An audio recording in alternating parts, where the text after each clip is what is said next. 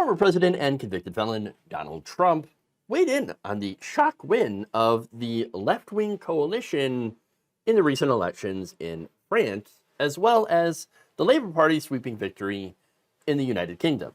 So, look, a lot of drama happening overseas with these elections.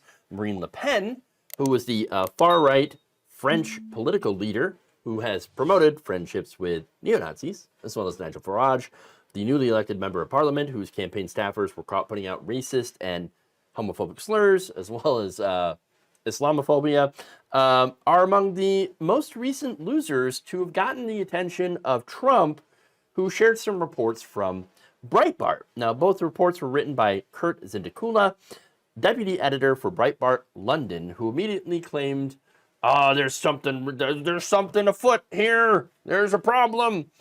So now he writes of the French election that there was a alliance of dishonor between President Emmanuel Macron and the far left, who effectively blocked the populist national rally from gaining a majority, despite the Le Pen party having won the most votes. Yes, alliance of dishonor. Okay, so look, what happened in France was really, really interesting because everybody thought, oh no, the far right is ascending and they're going to take over. So now the results had first led President Emmanuel Macron to dissolve the National Assembly and call for snap national elections. Okay, and the far right, they expected the far right to basically take over, but last-minute deals between the centrists, and this is the ruling Ensemble coalition of Macron, and the left-wing New Popular Front, led by Jean-Luc Mélenchon, were put in place to keep the national rally from winning. And so, in the end, the New Popular Front came in the first place, winning 182 seats in Parliament, followed by Ensemble with 168, that's the more centrists, and Le Pen's party, they came in third with 143 seats. Now, they actually picked up more seats than they had before. They originally had 88, but that's a far cry from what they were expecting, which is to take more seats from everyone, okay, and to get a majority in Parliament, which means that you would be the ruling party. And so, here you had a situation where the centrists and the left, they got together and were like, we need to stop the fascists, okay? We're going to get together, we're going to stop the fascies, and then we're going to figure out how we're going to run this whole government, right? But the first thing is, we got to stop Le Pen. And so, but that is an alliance of dishonor, everyone. Yes, you'd see it that way if you're a fascist. Now, it's great because Macron actually did put the good of the country ahead of his own ego by creating that coalition with the left. Too often, you see the opposite happening. You see the centrists and the right wing coming together to stop the left.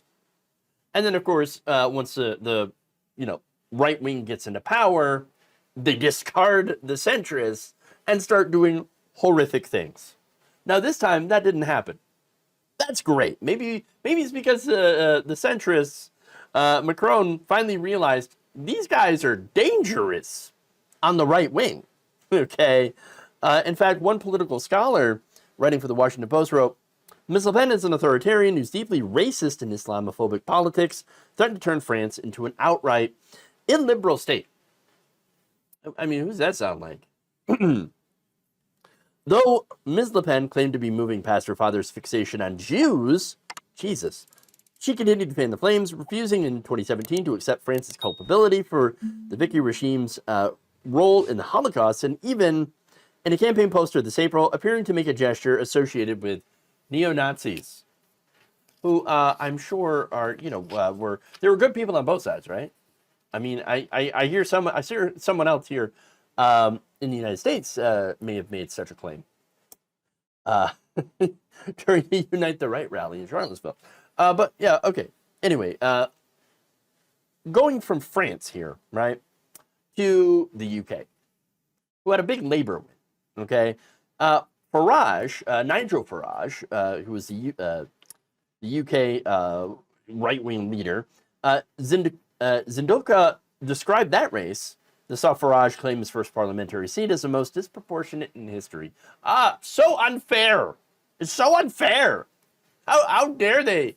How dare the other people that I don't like win? Oh, I know, right? Very sad. Farage, also deeply Islamophobic. One of his canvassers was caught saying, "We're effing kicking all the Muslims out of the mosques and turning them into Wetherspoons." Lovely. Lovely. Now, George Jones, a veteran of the Brexit Party, who ran events for Farage's campaign, was caught saying that our police officers will be paramilitaries. They won't be police. And then added that Reform UK should, quote, bring back the noose. Bring back the noose. Lovely, lovely people. Who deserved getting their asses handed to them. Look, now, on the issue of Islamophobia, right? I have no love for any religion. Christianity, Islam, whatever, right? Just all the religions. I think they're all false. Okay, that's just my personal beliefs. This is especially gross. I think that everyone should have the freedom to believe in whatever religion they want. It doesn't matter that I think it's false. If you think it's true, that's fine. I don't care. As long as you don't use your beliefs, your personal beliefs, your religious beliefs to harm anyone else. I don't need you to make rules for me based on your religion, because I don't believe in your religion. You can make rules for yourself to live by that religion. That's totally fine. But don't make rules for anyone else, right? So the thing is that fundamentalists of all stripes, whether it be, Christian fundamentalists, Islamic fundamentalists, whatever, too many of them want to make rules for other people. And that's where my problem is, right? Now, the right wing in Europe, getting back to that, they're a lot like our right wing, okay? There's a lot in common. They're deeply hateful of immigrants and people who are Muslim, specifically, but also have a hatred of Jews. So, I know, they have a lot in common. A lot in common. So I'm not exactly surprised to see Trump aligning himself and expressing sympathy with other far-right figures, because at the end of the day, they're pretty much all the same when it comes to their policies. Wanting to bring in far-right ideas, anti-immigration, anti-Muslim, Trump with his, attempts at a Muslim ban, all that stuff, that's what they agree on, because that's who they are. And so, of course, he's going to see this as like, oh no, turns out my allies, people who agree with me, didn't win in their elections. Maybe I should be worried here. But look, if I were Trump, I wouldn't worry too much about that, because it still seems like in the United States, the centrists are more than happy to ally with members of the right wing in order to try to stop the left, as we've seen too many times in Democratic primaries. So I guess if I were Trump, wouldn't be too concerned. But nonetheless, it's good that we can look over across the pond, as they say, in Europe, and see that the left and the center have finally gotten together to make some delicious fascist tears. Thank you for watching. If you enjoyed this video, please like, share, subscribe, hit the bell icon in order to get notified whenever a new video is released. And if you want to support independent, progressive media through this difficult time where it seems like everybody is shutting down, you can become a member on our YouTube page, you can become a subscriber on Facebook, or you can go to my Patreon. It's patreon.com/Jeff Waldorf. Thank you.